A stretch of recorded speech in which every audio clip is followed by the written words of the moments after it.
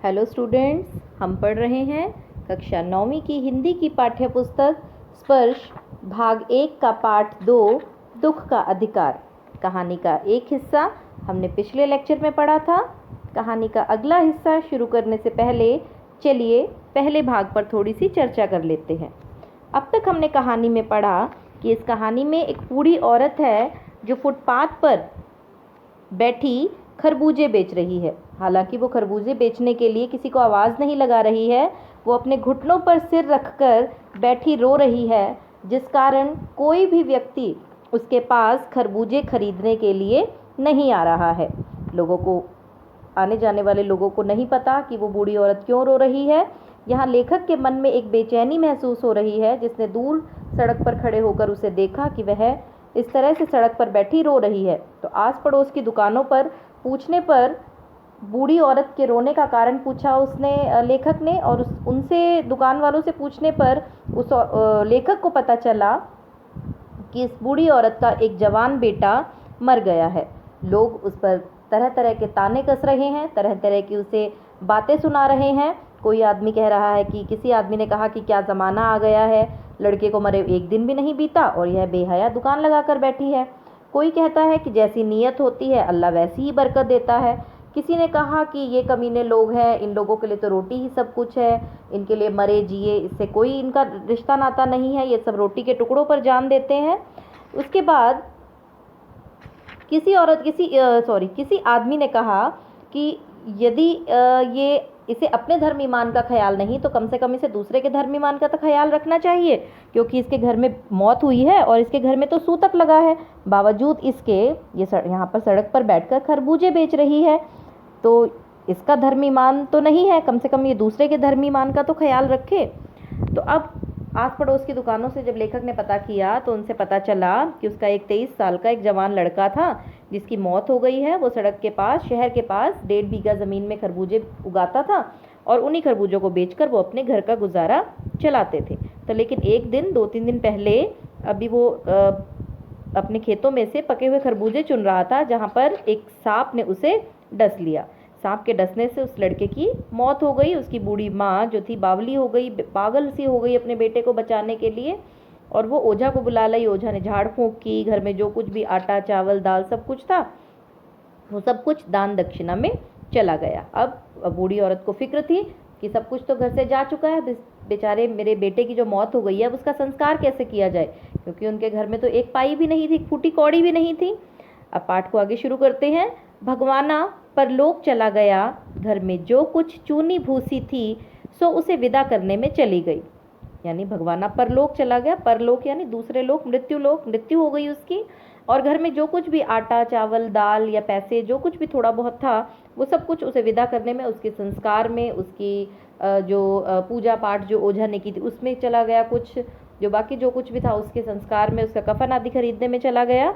तो अब वो कह रहे कि उसके घर में कुछ भी नहीं रह गया था। बाप नहीं रहा तो क्या, लड़के सुबह उठते ही भूख से बिलबिलाने लगे, यानी बाप मर गया, उसका बेटा मर गया, और उसके जो बेटे के जो बच्चे थे, उसके पोता पोती थे, वो सुबह हुई और भूख से बिलबिलाने लगे। दादी को कहने लगे कि हमें भूख लगी है, हमें कुछ खाने को दो। दादी ने उन्हें खरबूजे खाने को दे दिए। अब वो खरबूजे जो उन्होंने वो तोड़ के लाया था वो तो बिक नहीं पाए क्योंकि उसकी मौत हो गई, तो वही खरबूजे उसने अपने पोता पोती को खाने के लिए दे दिए। लेकिन बहू को क्या देती, बहू का बदन बुखार से तवे की तरह तप रहा था।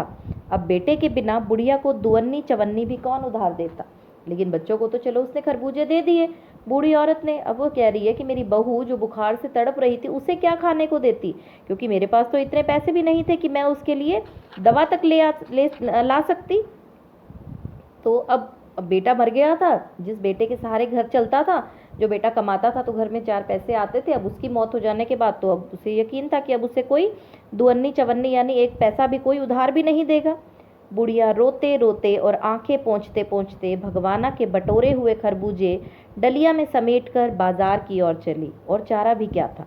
यानी बुढ़िया रो रही है, सोच रही है कि मैं करूं तो क्या करूं, किस तरह से इस बीमार बहू की दवाई के लिए पैसे लाऊं, और घर में खाने को कुछ नहीं है। तो उसके मन में एक विचार आया, रोते रोते आंखें पोंछी उसने, आंसू पोंछे, और जो बटोरे हुए खरबूजे जो थे, तोड़े हुए खरबूजे जो थे उनको बटोरा, इकट्ठा किया, और डलिया में टोकरी में डालकर बाजार की ओर चली गई, क्योंकि और रास्ता भी कोई नहीं था, क्योंकि उधार अब कोई देगा नहीं।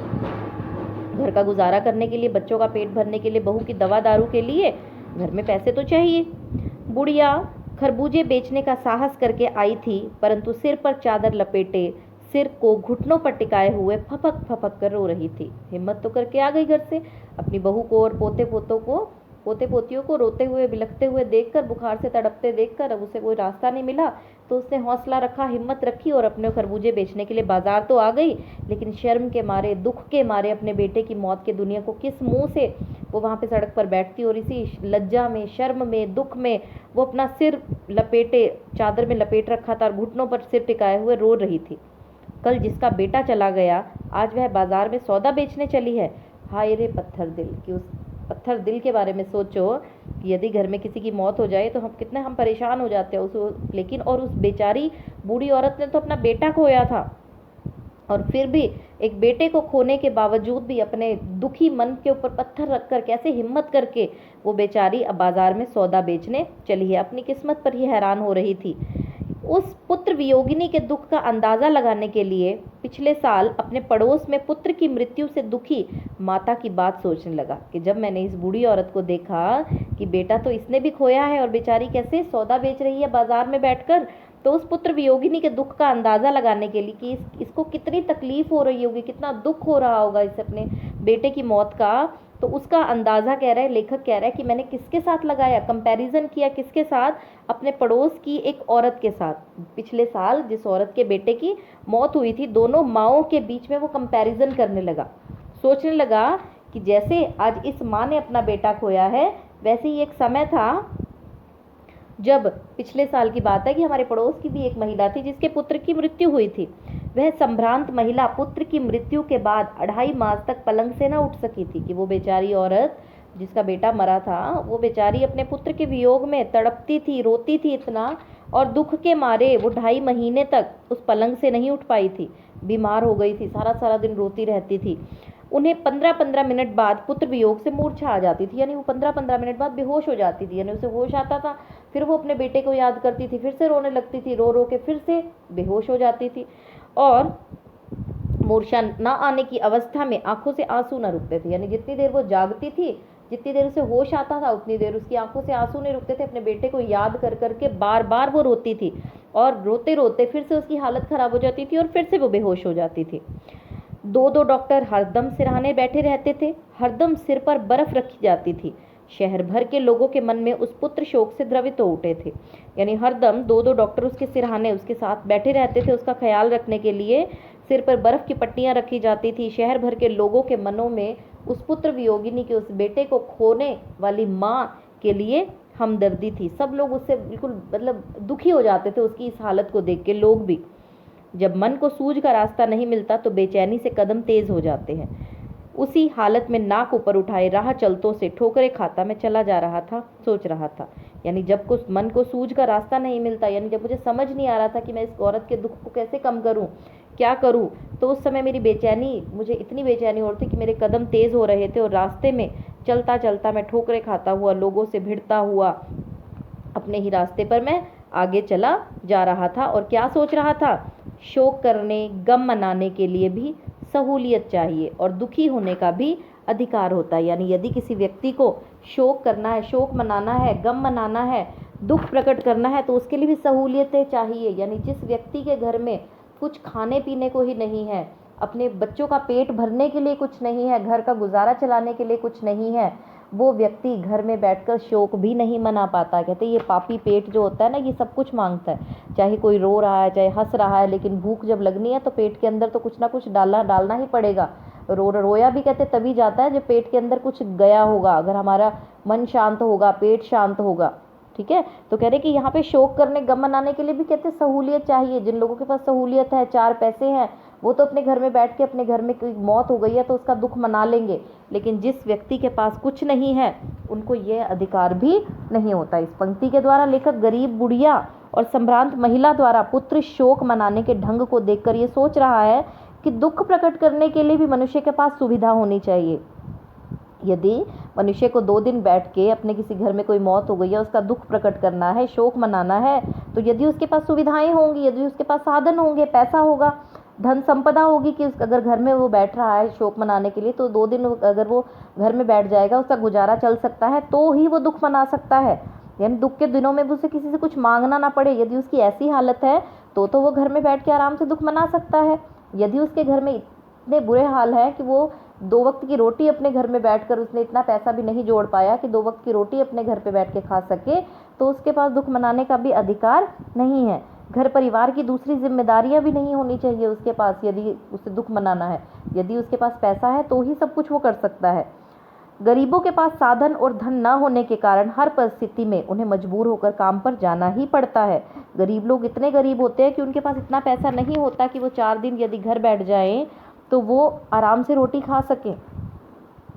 गरीबों के पास गम मनाने की सहूलियत नहीं होती और समाज उन्हें दुख या शोक मनाने का अधिकार भी नहीं होता। अर्थात घर में बैठकर शोक वही व्यक्ति मना सकता है जिसके पास साधन है, जिसके पास पैसा है, धन दौलत है, सहूलियतें हैं। अदरवाइज कोई व्यक्ति निर्धन जो है, वो असहाय है, वो बोझ तले, अपने जिम्मेदारियों के बोझ तले इतना दब जाता है कि उसको शोक या गम मनाने का भी अधिकार भी नहीं मिल पाता। इस पाठ का शीर्षक दुख का अधिकार आपके विचार से कहाँ तक सार्थक है? दुख का अधिकार यानी दुख मनाने का अधिकार किसे है? जिसके पास साधन है, सहूलियतें हैं, धन संपदा है, केवल उसी व्यक्ति को दुख मनाने का अधिकार है, अन्यथा दूसरे व्यक्तियों को दुख मनाने का अधिकार भी नहीं है। गरीब लोग इतने लाचार होते हैं कि वो बेचारे यदि 2 दिन दुख मनाने के लिए घर पे बैठ जाएंगे तो उनके बच्चे बेचारे भूखे मर जाएंगे। लेखक इस शीर्षक के द्वारा यह स्पष्ट कर देना चाहते हैं कि दुख जताने का अधिकार भी हर व्यक्ति को नहीं मिलता। लेखक के पड़ोस की संभ्रांत महिला अपने पुत्र के वियोग में 2.5 महीने तक पलंग से नहीं उठ पाई थी। क्यों नहीं उठ पाई थी? वो दुख मना रही थी। क्यों? क्योंकि उसके पास पैसा था, उसके पास समय था, उसके पास सेवा करने वाले लोग थे, उसका दुख दर्द बांटने वाले लोग थे, लोगों की सहानुभूति थी। लेकिन जो भगवाना की माँ थी, गरीब थी, तो इस वजह से वो अपने पुत्र वियोग में 4 दिन बैठ के आंसू भी नहीं बहा पाई। अपने बच्चों की भूख, अपनी बहू की बुखार से तड़प देखकर उसे बाजार में खरबूजे बेचने के लिए मजबूर होना पड़ा। उसे लोगों की जली कटी बातें सुननी पड़ी, लोगों के कहे अपशब्दों का सामना करना पड़ा। निर्धन जो असहाय लोग होते हैं, उन्हें परमात्मा ने, उन्हें भगवान ने दुख मनाने की सहूलियत ही नहीं दी है। दुख मनाने का अधिकार केवल उन्हें है जिन लोगों के पास रुपया है, पैसा है और वो आराम से बैठकर 4 दिन घर पे रोटी खा सकते हैं और अपने परिवार से जो सदस्य की मृत्यु हुई है उसके गम में दुख मना सकते हैं। तो उम्मीद है ये पाठ आपको, कहानी समझ में आ गई होगी। इस पाठ से संबंधित प्रश्न आपको दिए जाएंगे असाइनमेंट के फॉर्म में और आपने उन प्रश्नों के उत्तर लिखने हैं।